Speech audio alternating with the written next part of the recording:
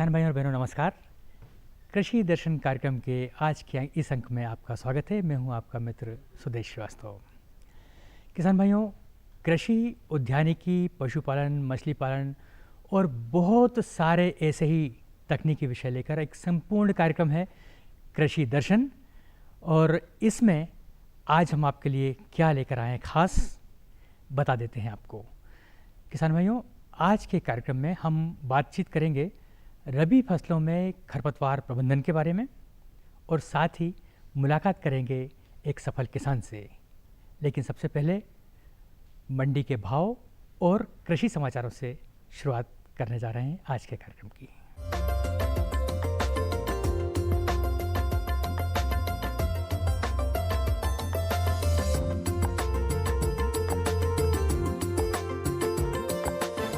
नमस्कार किसान भाइयों, खबरें खेती में आपका स्वागत है। आइए नजर डालते हैं आज की खास खबरों पर।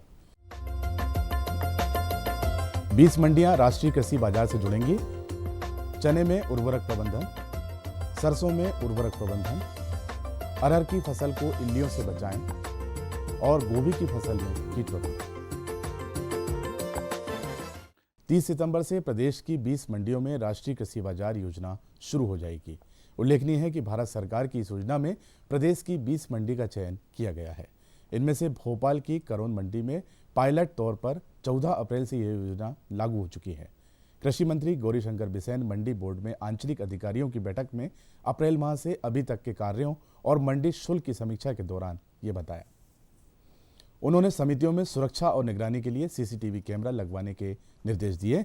बैठक में राज्य कृषि विपणन बोर्ड के प्रबंध संचालक राकेश श्रीवास्तव उपस्थित थे।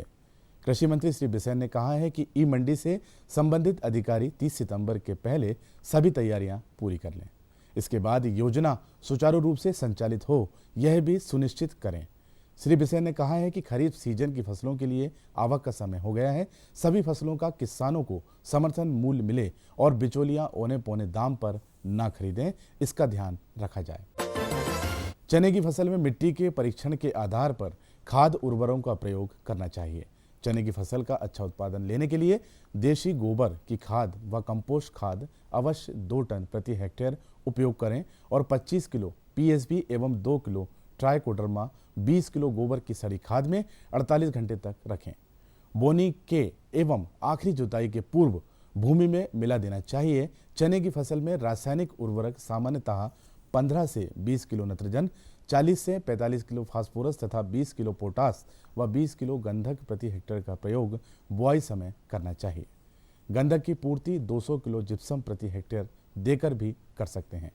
उर्वरकों की पूरी मात्रा बुआई के समय कूड़ों में देनी चाहिए। इसके लिए अतिरिक्त प्रति hectare 15 kilo sulphate, 10 kilogram borax एवं 1 किलो सोडियम मोलिवेटेट एवं 1 किलो FEIP प्रयोग की अनुशंसा भी की जाती है।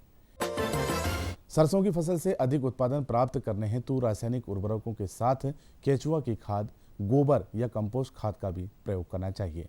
सिंचित क्षेत्रों के लिए अच्छी सड़ी हुई गोबर या कंपोस्ट खाद 100 से 150 कुंटल प्रति हेक्टेयर अथवा केचुआ की खाद 80 से 100 कुंटल प्रति हेक्टेयर बुआई के पूर्व खेत में डालकर जुताई कर अच्छी तरह से मिला दें। बारानी क्षेत्रों में देशी खाद, गोबर या कंपोस्ट 50 से 80 कुंटल प्रति हेक्टेयर की दर से वर्षा के पूर्व खेत में डालें और वर्षा के मौसम में खेत की तैयारी के समय खेत में मिला दें। सरसों से भरपूर पैदावार लेने के लिए रासायनिक उर्वरकों का संतुलन मात्रा में उपयोग करने से उपज पर अच्छा प्रभाव पड़ता है। उर्वरकों का प्रयोग मृदा परीक्षण के आधार पर करना अधिक उपयोगी होगा। इस समय अरहर की फसल फूल आने की अवस्था में है। एक अनुमान के अनुसार अरहर की फसल में इल्लियों के प्रकोप से 50% तक उत्पादन में कमी आती है। फूल की अवस्था के पूर्व एवं दाने भरने की अवस्था में उचित पौध संरक्षण उपाय अपनाकर इस नुकसान को कम किया जाता है। नियंत्रण के लिए प्रकोप के प्रारंभिक अवस्था में ट्राइजोफास 40% EC 30 मिलीलीटर प्रति स्प्रेयर घोल बनाकर छिड़काव करें। बेहतर उत्पादन प्राप्त करने के लिए फूल एवं दाने भरने की अवस्थाओं में छिड़काव आवश्यक है। जिन किसानों ने अघनी, पूसी, माघी, स्नोबाल एवं अन्य संकर किस्मों की फूल गोभी तथा पत्ता गोभी लगाई है, उनमें डायमंड बैक स्मार्ट कीट के प्रकोप से भारी क्षति की संभावना रहती है। गोभी की फसल को क्षति पहुंचाने वाले कीटों में इस कीट का स्थान सबसे प्रमुख है।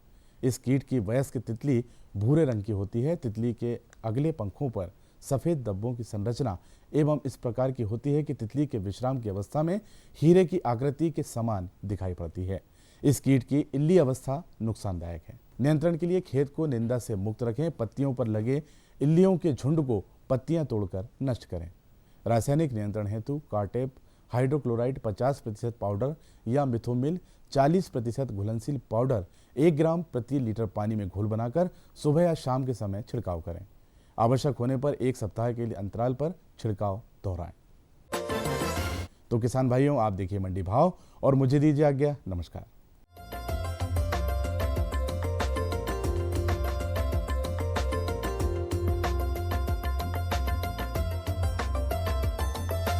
आइए देखते हैं सबसे पहले गेहूं के प्रति क्विंटल भाव। आगर में न्यूनतम 1670 रुपये और अधिकतम 1700 रुपये। उदयपुरा में न्यूनतम 1600 रुपये, अधिकतम 1620 रुपये। शाहजहाँपुर में न्यूनतम 1550 रुपये, अधिकतम 1678 रुपये। सतना में न्यूनतम 1501 रुपये और अधिकतम 1840 रुपये। आइए अब नजर डालते हैं सरसों के प्रति क्विंटल भाव पर। श्योपुर कला में न्यूनतम 3940 रुपये, अधिकतम 4135 रुपये। डिंडोरी में न्यूनतम 4000 रुपये और अधिकतम भी 4000 रुपये रहा। सागर में न्यूनतम 3000 रुपये, अधिकतम 3250 रुपये। मंदसौर में न्यूनतम 3691 रुपये और अधिकतम 4140 रुपये।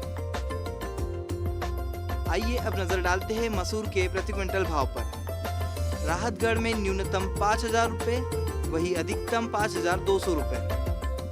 काला पीपल में न्यूनतम 3800 रुपये, अधिकतम 4300 रुपये। बड़नगर में न्यूनतम 4080 रुपये, अधिकतम 4875 रुपये। सागर में न्यूनतम 5000 रुपये, वही अधिकतम 5150 रुपये रहा।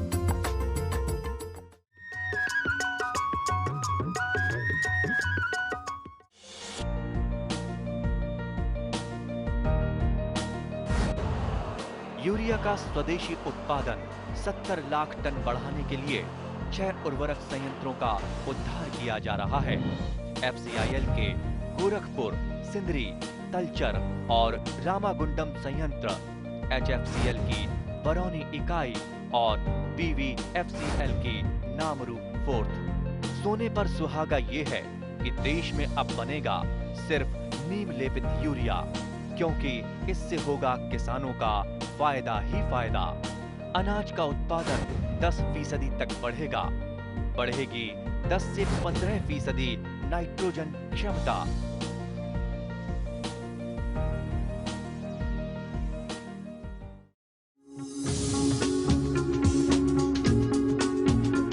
कश्मीर से केरल, अरुणाचल से गुजरात, कहानी जिंदगी की हो या खेती की हो बात, देश के हर रंग की बात राज्यों की। सोमवार से बुधवार शाम 5:30 पर डीडी किसान, बदलते भारत की शान।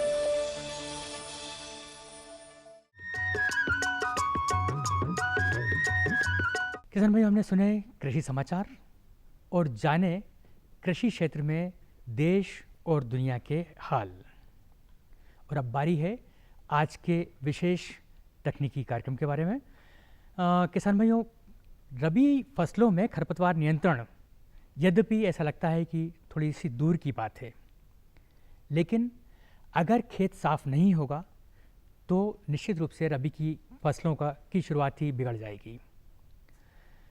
खेत साफ सुथरे हों, पिछली फसल के जो बीज हैं वो उगकर खरपतवार का रूप ना ले लें, और इसी तरीके से जो फसलों के अवशेष हैं वो कहीं कृषि में व्यवधान पैदा ना करें, जिससे कि हमारी रबी फसलों का उत्पादन असुरक्षित हो जाए। इसके लिए ज़रूरी है कि रबी फसलों में खरपतवार प्रबंधन की योजना आप अभी से बना लें। रबी फसलों में खरपतवार प्रबंधन कैसे करें, जानकारी हमें दे रहे हैं अजीत कृपाल साहू साहब, जो कि कृषि विज्ञान केंद्र इछावर में वैज्ञानिक हैं। जब हम समन्वित विधि की बात करते हैं तो ये जानना जरूरी है कि कितने तरीकों से खरपतवार का प्रबंधन किया जा सकता है। तो सबसे पहले हम चर्चा करेंगे कि कर्षण क्रियाओं के द्वारा कैसे खरपतवार का प्रबंधन किया जाए, जिसमें मुख्य रूप से खेत की जुताई है, बखरनी है और निंदाई गुड़ाई की क्रियाएं हैं। ये कर्षण क्रियाओं के अंतर्गत आती हैं। इनमें खेत में औजारों के द्वारा हम खरपतवारों का प्रबंधन करते हैं।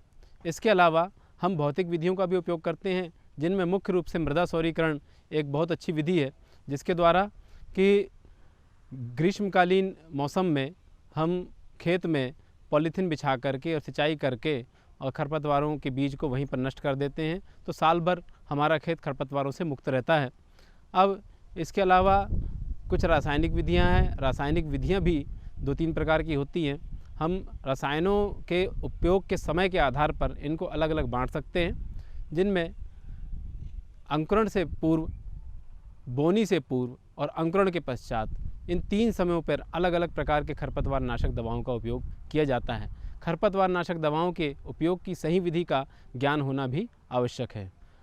एक और भी विधि है जिसको हम कहते हैं जैविक विधि, जिसमें प्रतियोगी पौधों के द्वारा और कुछ कीटों के द्वारा जो कि खरपतवारों को नष्ट करते हैं, जैसे मैक्सिकन बीटल है जो कि गाजर घास का दुश्मन है, तो इस कीट के द्वारा हम गाजर घास को भी नष्ट कर सकते हैं। तो ऐसी कुछ विधियां हैं जिनका समावेश करके साथ में कुछ हमको सावधानियां भी रखनी पड़ती हैं, जैसे कि जब हम फसल के लिए बीज का चुनाव करते हैं तो ये ध्यान रखें कि उपयोग किया जाने वाला बीज खरपतवार मुक्त हो, और इसके लिए ये आवश्यक है कि बीज का चयन उस खेत से हो जो पहले से ही खरपतवार मुक्त हो। तो हमको साफ़ सुथरा बीज लेना है, और यदि किसी प्रकार की उसमें मिलावट है तो उसकी बिनाई छनाई का कार्य या ग्रेडिंग का कार्य हमको कर लेना चाहिए, और उसके पश्चात में उस बीज की हमको बोनी करना है। खेत की तैयारी के समय ये ध्यान रखें कि जो खरीफ मौसम के खरपतवार हैं उनको पुष्पन से पूर्व ही नष्ट कर दें, और खेत की जुताई के बाद में हम खेत में पानी दें। और अगर खरपतवारों की संख्या बहुत ज़्यादा है या उग रहे खरपतवार संख्या में बहुत अधिक हैं, तो हमको बक्खर का उपयोग करके, विशेष रूप से ब्लेड बक्खर आती है या रोटावेटर, इसका उपयोग करके हमको खरपतवारों को नष्ट कर देना है। ये विधि स्टेल सीड बेड विधि भी कहलाती है। इसका अर्थात आशय ये है कि एक झूठा खेत तैयार किया जाता है जो कि फसल के लिए नहीं रहता है बल्कि खरपतवार के लिए रहता है। तो हम खेत की तैयारी करते हैं, खरपतवार उगते हैं और उनको बक्खर या रोटावेटर चला करके और नष्ट कर दिया जाता है। तो ये स्टेल सीड बेड मेथड भी काफ़ी उपयोग है। बुआई के समय हमको एक चीज़ का ये ध्यान रखना है कि पौधों की संख्या अर्थात जो प्लांट पॉपुलेशन है वो सामान्य होनी चाहिए, और जहाँ खरपतवार का प्रकोप ज़्यादा है तो वहाँ पे हम सामान्य से कुछ अधिक भी बीज दर रख सकते हैं, ताकि हमारे जो फसल के पौधे हैं वो खरपतवारों से प्रतियोगिता कर सकें। अन्यथा कभी कभी स्थिति ऐसी बन जाती है कि सब्जी फसलों में विशेष करके पौधों की संख्या कम होने के कारण और खरपतवारों की संख्या अधिक होने के कारण हमारी सब्जी की फसल कमज़ोर पड़ जाती है। तो इन सावधानियों का हमको विशेष तौर पे ध्यान रखना है। इसके अलावा खरपतवार के बीज और कहाँ से आ सकते हैं, जैसे कि नहरों के द्वारा, और पशुओं की पूंछ में या उनके पैरों में, मनुष्यों के द्वारा, ट्रैक्टर के टायर में या ट्रैक्टर के और दूसरे पार्ट्स में, या कहीं एग्रीकल्चर जो मशीनरी हैं, अपनी कृषि यंत्र हैं, उनमें भी खरपतवार के बीज आ सकते हैं। हवा के द्वारा भी उड़कर पहुंच सकते हैं। तो इन सारी चीज़ों में हमको ध्यान रखना है। हमको मेड़ की साफ़ सफाई पे भी विशेष तौर पे ध्यान देना है कि हमारे खेत की मेढ़ें साफ़ सुथरी हों, ताकि खरपतवारों के बीज बनने ना पाएँ और अगले सत्र में हमारा खेत साफ़ रहे। अब हम बात करेंगे कि हम खेत में कर्षण क्रियाओं के द्वारा कैसे खरपतवारों से मुक्ति प्राप्त कर सकते हैं। तो इनका जो प्रतियोगिता का जो मुख्य समय रहता है वो लगभग सभी रबी फसलों में 30 से 35 दिन के आसपास रहता है। उस समय हमको खुरपी से या पावर वीडर से या अन्य दूसरे उपकरणों से खरपतवारों को नियंत्रण कर लेना चाहिए। परंतु कभी कभी फसल का रकबा बहुत ज़्यादा हो जाता है। उस स्थिति में किसान भाई रासायनिक विधियों पर निर्भर रहते हैं, और रासायनिक विधियों के जो सही तरीका है उनको जानकारी में होना ज़रूरी है। तो सबसे पहले मैं विधि की बात करूँगा कि अगर हम शाकनाशी रसायन या खरपतवारनाशी दवाओं का उपयोग करना चाहते हैं तो हमको किन सावधानियों का ध्यान रखना है। शाकनाशी रसायन जो रहते हैं वो मुख्य रूप से एक तो दवा की मात्रा, दूसरा दवा के साथ उपयोग होने वाले पानी की मात्रा। जब हम छिड़काव करने के लिए घोल बनाते हैं तो सामान्यतया 1 एकड़ में 150 से 200 लीटर तक पानी की मात्रा लगती है। हमारे किसान भाई ज़्यादा से ज़्यादा 90 से 100 लीटर पानी में ही छिड़काव कर देते हैं और परिणाम ये होता है कि उनको अच्छे रिजल्ट नहीं मिलते हैं, नियंत्रण अच्छा नहीं हो पाता है। तो हमको पानी की मात्रा कम नहीं करनी है। विशेष करके जो अंकुरण से पूर्व उपयोग किए जाने वाले खरपतवारनाशी दवाएं हैं, जैसे पेंडिमिथिलिन है, मेट्रिब्यूजिन है, तो इन दवाओं का उपयोग अगर करते हैं या ऑक्सीफ्लोरोफिन का उपयोग करते हैं तो 200 लीटर पानी प्रति एकड़ के हिसाब से हमको उपयोग करना है। साथ ही हम जो नोज़ल कीटनाशक दवाओं या फफूंदनाशक दवाओं के लिए उपयोग करते हैं वो हम शाकनाशी दवाओं में उपयोग नहीं कर सकते। यहाँ हमको फ्लैट फैन नोज़ल या फ्लट जेट नोज़ल इसका उपयोग करना है, या हम मल्टी बूम रॉड का भी उपयोग कर सकते हैं, पर उसमें भी फ्लैट फैन नोज़ल ही होना चाहिए।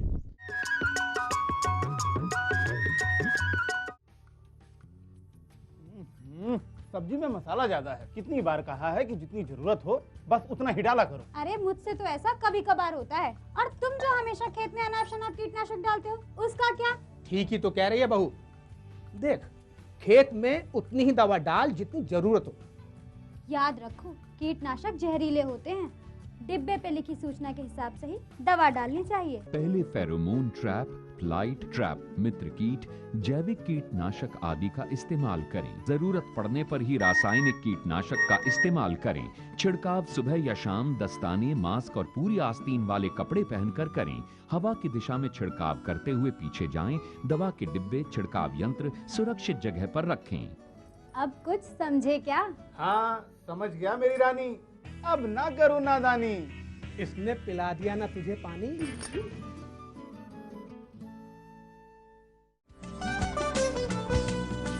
कौन कौन सी हैं सरकारी योजनाएं?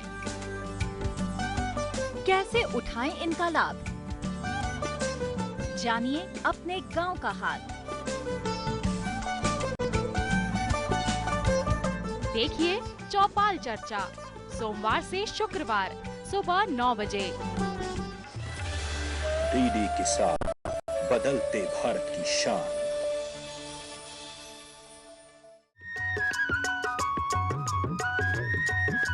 किसान भाइयों, अभी हमने जानकारी ली रबी फसलों में खरपतवार प्रबंधन के बारे में। अभी से चेतना होगा हमको, यदि हमको स्वच्छ खेती करना है, रबी फसलों का अच्छा उत्पादन लेना है। हम जानते हैं कि ऐसे बहुत सारे किसान भाई हैं जो कि हमारी बातों को सुनते हैं, समझते हैं, कृषि वैज्ञानिकों की सलाह मानते हैं और नवाचार अपनाने के लिए हमेशा तत्पर रहते हैं। किसान भाइयों, आज हम आपकी मुलाकात एक ऐसे ही किसान से करवा रहे हैं जिसने कि खेती को पूरे वैज्ञानिक ढंग से अपनाया और लगातार अच्छा उत्पादन लेकर खेती को लाभप्रद बनाया। भोपाल ज़िले में जो गांव है उसका आँखिया गांव के लक्ष्मण सिंह सोलंकी, इनसे हम बातचीत करते हैं और जानते हैं इनकी सफलता का राज। और मैं उन्नत किस्म की बीज का उपयोग कर खेती करता हूँ ग्राम आँखिया में। 31 एकड़ ज़मीन है और अभी इसी वर्ष मैंने प्याज लगाया था। प्याज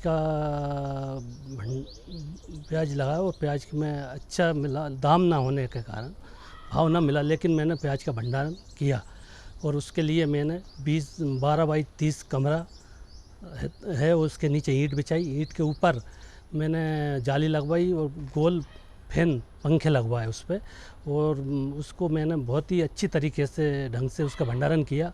आज भी प्याज मेरी नई जैसी रखी हुई है और मेरे मतलब उन्नत किस्म में ही मैं जैविक खेती भी करता हूँ। कुछ मैंने गेहूँ का जो नए वैरायटी है ली है, उसमें मैंने गेहूं की नई वैरायटियों का भी उपयोग किया और किसानों को सलाह भी देता रहता हूं कि अच्छे बीज बोएंगे तो उससे उत्पादन अच्छा होगा, इससे अपना जीवन निर्वाह सही हिसाब से होगा और लागत से अधिक पैसा भी अपने को मिलेगा। इसके बाद मैंने अभी सोयाबीन की कटाई की है। इसके बाद मैं उस पर ट्रैक्टर चला के उसको बखरना काम चालू करूँगा। इसके 15 दिन बाद पानी का, और इसके बाद में मैं नवंबर में गेहूं की अच्छी वैरायटी फिर से लाऊंगा और सभी किसान भाइयों को बताऊंगा कि ये नई वैरायटियाँ लाने से उत्पादन अच्छा होता है। इसके ढंगी से आप खेती करोगे तो आपका मतलब उसमें फ़ायदा होगा। और गेहूं के समय अपन कटाते हैं तो उसमें निरमाई में आग न लगाना चाहिए, उसको अपन बचाए रखना है, उससे खाद का काम मिलता है। रोटोवेटर से अपन उसको मतलब निंदाई उसको वो बकार करवानी चाहिए रोटोवेटर से। इसके यही है कि मैं अपनी हर फसल को देख रेख अपने उससे करता हूँ और पानी उचित समय पे देता हूँ और गेहूं में की पैदावार भी अधिक लेता हूँ। 2 साल से डेयरी का भी मैंने किया है, कुछ भैंसें रखी, डेयरी का दूध भी मतलब सप्लाई करता हूँ, उससे भी आमदनी होती है खेती में जैसे करते हैं गेहूँ वगैरह खेतित करते हैं, उसमें अपन एक अलग से आमदनी का स्रोत होना चाहिए। इससे खेती के साथ डेयरी का भी मैंने शुरू किया है और डेयरी से गोबर से मेरा गोबर गैस भी है, केचुए का खाद भी बनता है नाडेप वाला, उससे मैं जैविक खेती करता हूँ। और जैविक खेती उसमें खाद की बहुत कम जो जैविकता लगती है वही खाद डालता हूँ और खाद का जो रासायनिक खाद का कम उपयोग करता हूँ। इससे क्या पैदावार अधिक होती है और समय पर उसकी उपज अच्छी मिलती है। 1 एकड़ में अगर अपन गेहूँ अच्छा वेराइटी का है तो 1 एकड़ में 20 से 25 कुंटल अच्छा गेहूँ निकल जाता है लोग बन का। और 322 तो और भी अधिक 25-26 कुंटल भी निकल जाता है। 322 भी लगाया था मैंने। कृषि विभाग से मैं आत्मा का वो सदस्य हूँ, आत्मा में कृषक मित्र हूँ और बार मैं नवी विभाग भी गया भोपाल में कि जहाँ भी कृषि विभाग की होती है बेटा उसमें जाता हूँ और हमें समय समय पर कृषि विभाग से बहुत सलाह और बहुत चीज़ें मिलती है। इसमें हमारे जो रुनाया में ग्राम सेवक साहब है वो भी बार आके हर किसान को बहुत सलाहें देते हैं और उन्नत किस्म के बीजों के बारे में और खेती के बारे में हर बार बताते हैं। ट्रेनिंग में हम जाते हैं तो जब ये बीज का भी बताते हैं, डेयरी के ऊपर भी बताते हैं और मुर्गी पालन का बताते हैं ट्रेनिंग में। और भी जैसे कि इसके अलावा ये अपने उद्यान की खेती के विषय में भी बताया था, उद्यान की खेती के विषय में भी बताते थे। मैं कृषि दर्शन कार्यक्रम देखता हूँ सुबह, उससे बहुत समय बहुत जानकारी मिलती है। मतलब हर विषय के ऊपर मतलब आपकी फसल से लेकर सभी दूसरे विभागों की सभी विभागों की जानकारी उसमें मिलती है। आगे खेती को बहुत ऊपर तरक्की करके और आगे कुछ नए जैसे कि उद्यान के विभाग से कुछ बगीचे लगाने की मैं सोच रहा हूँ। आगे किसानों को मैं सलाह दूंगा भैया समय पे हर काम करो, उन्नत बीज बोइए आप और अच्छी किस्म के बीज लाइए, उससे अपनी उन्नति होगी और उसमें आपको लाभ मिलेगा। न रुकेगा तू, न झुकेगा तू, कमर कस और सीना तान ले, एक बात बस गांठ बांध ले, बदलाव की तान साध ले। हरियाली खेतों में झूमेगी, खुशियां तेरे कदम चूमेगी। कुछ सीख नया, कुछ सिखा तू, है फौलादी दिखा तू, कमर कस और सीना तान ले, एक बात बस गांठ बांध ले, बदलाव की तान साध ले।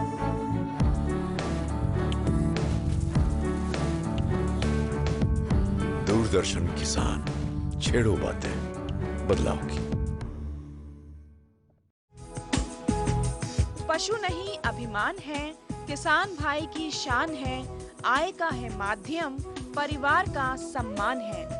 पशुपालन पर आधारित विशेष प्रोग्राम हमारा पशुधन, गुरुवार और शुक्रवार शाम 5:30 पर। डीडी किसान, बदलते भारत की शान। मुद्दा 1। खरीफ की फसल का मतलब ही यह है कि भाई जो मानसून की बारिश होगी उसी पे ये फसल जो है आगे चलेगी। राय अनेक। फसलों का और प्रजातियों का चुनाव सही से करें। विषय विशेष पर होगी जमकर बात।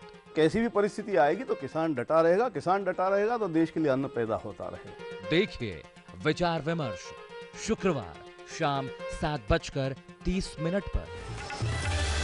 डीडी किसान, बदलते भारत की शान।